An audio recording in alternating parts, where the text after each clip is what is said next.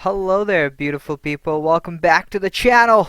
Welcome back. So, round one of the Democratic debate is gone, and we've had first glimpse of all the candidates, and I am scared. Boy, am I scared. Let me just break down what I think so far, and you guys let me know if you guys agree. So, I'm not going to talk about all the candidates, just the ones that I think have the best shots of getting the nomination. I might be wrong, and someone that I don't mention might get the nomination, but wouldn't be the first time that I would be wrong. Anyways, before anything, let's talk about Comrade Sanders. Man, in 2016, Donald Trump may have won the presidency of the United States, but Bernie Sanders fully annihilated the culture war within the Democratic Party, and he did it without winning the nomination. In these debates, the Young Turks recently made this observation, and I agree with them. They said that the entire debate had footprints of Bernie Sanders, and I agree with them 100%. When Bernie Sanders came out in 2015, towards the late 2015, as a nominee, there were criticisms of socialism within the Democratic Party. But virtually all criticisms of socialism has completely evaporated, and the Democrats have embraced the socialist economics 100%. So, Comrade Bernie, there's a win there for him. I don't know if it's a win for America. I don't think it is, but he's won. I would go out on a limb and say this guy might be the most revolutionary Democratic politician of the decade. And I don't mean the word revolutionary in a good sense or a bad sense, but in a strictly neutral sense. This guy and his socialism, it is now the new brand of the Democratic Party. Now let's talk about the candidates that I like.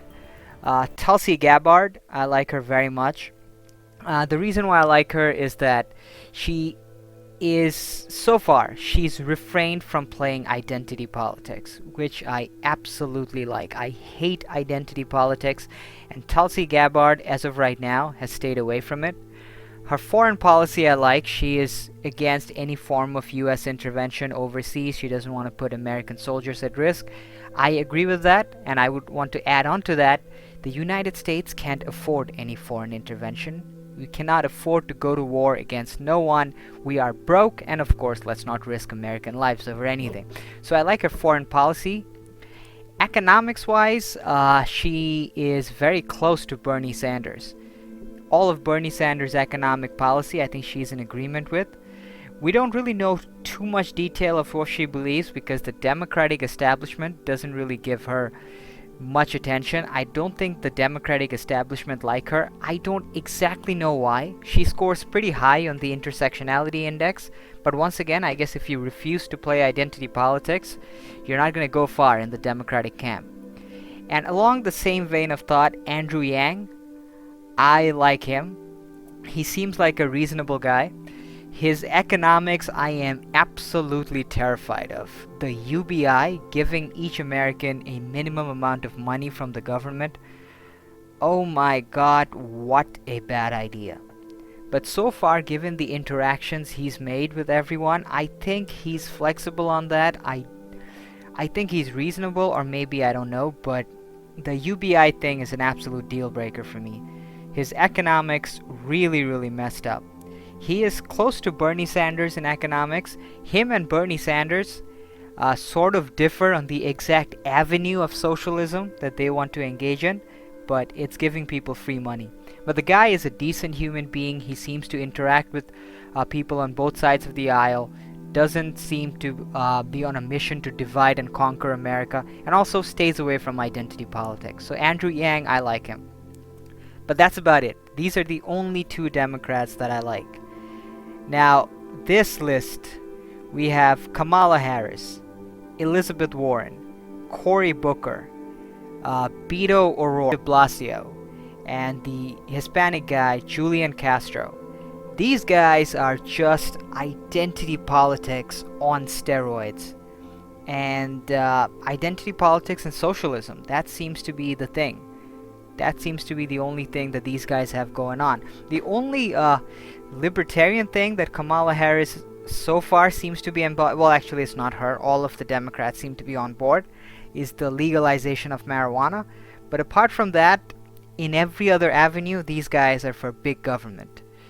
And identity politics, man, Kamala Harris just ripped apart creepy Uncle Joe in the recent debates with some incredible chess moves with the intersectionality keys. And we're going to be seeing a lot more of that. All of these guys seem very, very far left. They want massive government intervention, they want an increase in taxes, and also open borders. These guys want open borders. During the last debate, the moderator asked them which of these people would be okay with giving healthcare coverage to illegal immigrants. And all of these people agreed. Not one Democratic candidate said, "Hey, wait, we can't do this." Giving healthcare coverage to illegal immigrants means you want to give healthcare coverage to the rest of the world. Not one person had a problem with that. All these people are open borders. This is insane. And that brings us to creepy Uncle Joe. Creepy Uncle Joe is probably the most centrist candidate of them all, but he's entirely chained. During the last debate, the people asked him if he would be for the deportation of illegal immigrants. And he essentially said, well, illegal immigrants that don't have any other criminal records, I don't think they should be the focus. Wait, hang on. If you're an illegal immigrant, that's your criminal record. But the guy said nothing.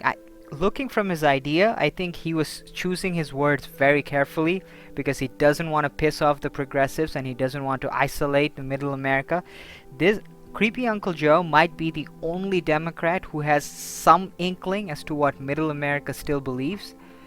But man, I was just absolutely terrified. The people I like, Tulsi Gabbard, I don't think the Democratic establishment would let her go far. Andrew Yang, terrible economics, but he seems like a good guy. But so far he's a fringe candidate too. It's highly unlikely that he would win the presidency. It's one of these other people. They would most likely get the nomination. And it's one of these other people who's most likely the future president of the United States. Maybe not in 2020, maybe in 2024, maybe in 2028.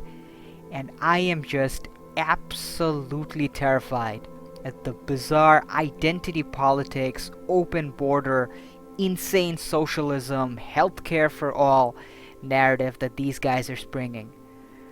I am tired and scared. The only thing that I can hope for is that these guys, they're politicians, so they flip-flop. People like us who are a little worried about culture, we gotta go into overdrive in educating the American people about the dangers of open border and socialism. And maybe then these guys will flip. But as of right now, I gotta be honest with you all, I am all kinds of scared. Not just for 2020, but for beyond. Let me know what you guys think. I'll talk to you later.